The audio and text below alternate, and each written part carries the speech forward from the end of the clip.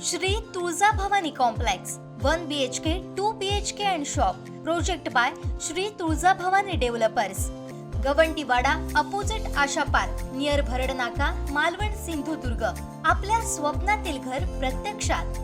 Contact details for booking 9773 71 27 27 9404 15 53 77 9969 16 05 16 9404 44 86 27। Marathi माणसाला मारहाण झाली या प्रकरणी ठाकरे शिवसेनेचे नेते आदित्य ठाकरे यांनी संताप व्यक्त केलाय।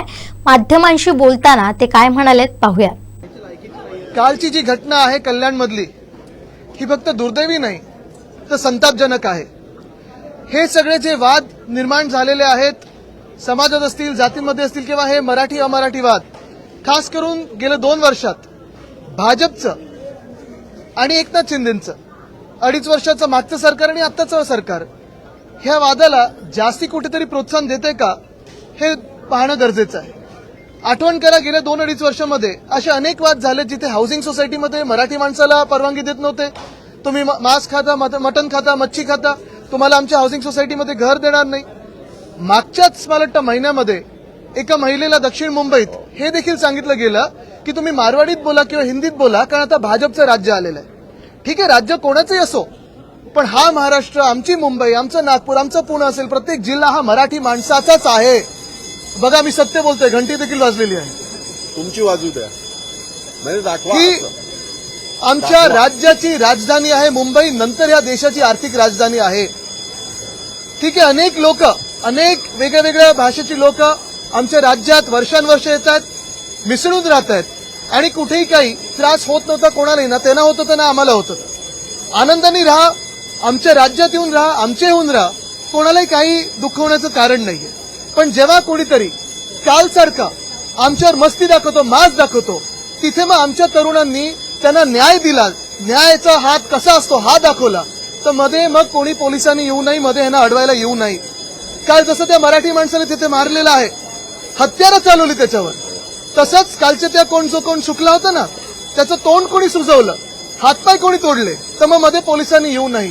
मी आज मुख्यमंत्री महोदयांना ही विनंती करणार आहे की मला वाटतं हे एमटीडीसी मधलं कोणीतरी आहे माणूस व्यक्ती आहे जो मराठी माणसाला मास दाखवत होता रात दाखवत होता काल त्याला तातडीने एक तर बडतर्फ करावं आणि हे पार्सल जिथून आलंय त्याला डिपोर्ट करून जिथून पार्सल आलं तिथे पाठवावं।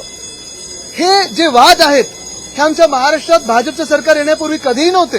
हा मास कधी नव्हता। अनेक भाषिक लोक इथे राहतात आमच्या मुंबईमध्ये राहतात महाराष्ट्रात राहतात हे वाद कधी नव्हते।